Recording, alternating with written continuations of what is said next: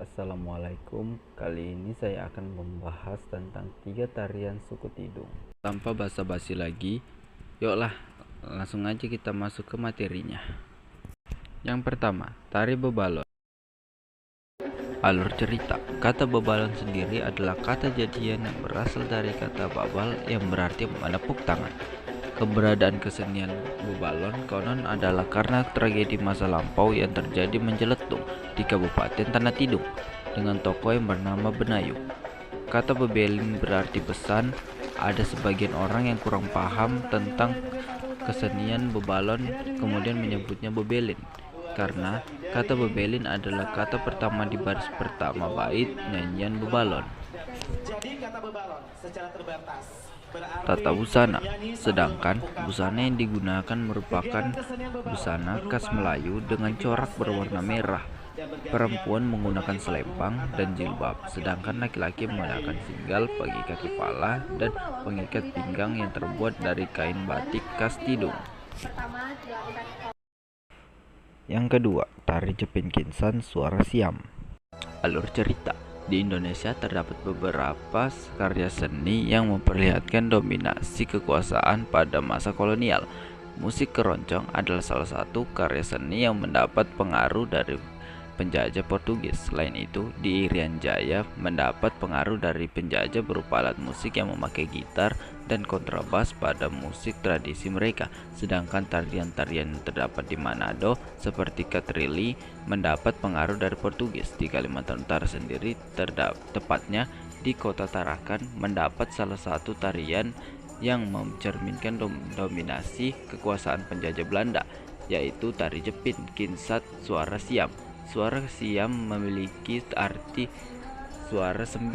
Hal menarik adalah tari Jepin Kinsat Suara Siam ini tidak hanya terdapat di Kalimantan Utara Indonesia tetapi juga di Sabah Malaysia. Namun tari Jepin Kinsat Suara Siam yang ada di Tarakan Kalimantan Utara ini berbeda dengan tarian suara siam yang ada di Sabah Malaysia. Tata busana.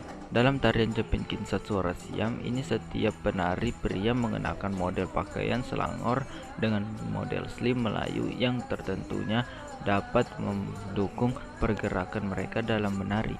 Begitu juga dengan pakaian yang dikenakan oleh penari wanita seperti biasa pakaian Melayu yang digunakan penari pria dan wanita memiliki corak berwarna kuning keemasan.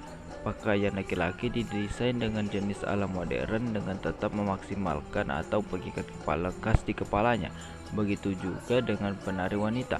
Mereka mengenakan pakaian sejenis long dress yang agak lebar di bagian bawah agar memudahkan pergerakan serta memakai pernak-pernik penghias rambut agar nampak lebih cantik dan mempesona. Yang ketiga, tari Rudot Kama. Alur cerita. Tarian rudat atau rudot dalam vokal dialek Tidung merupakan sebuah tarian tradisional dari suku Melayu yang ada di Nusantara seperti suku Sasak, Lombok, termasuk yang berada di wilayah Kalimantan Utara seperti suku Tidung.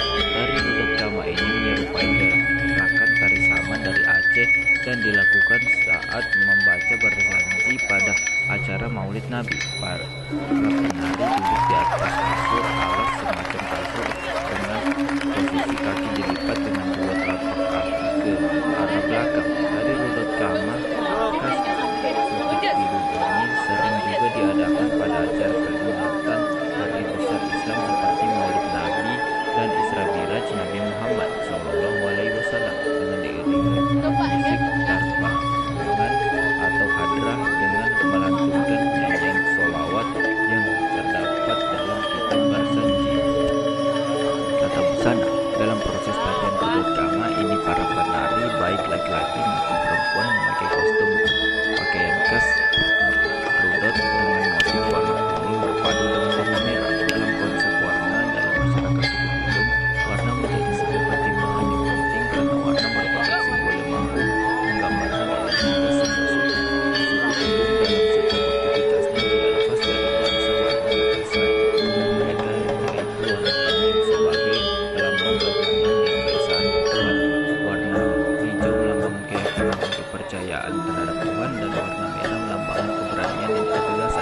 Warna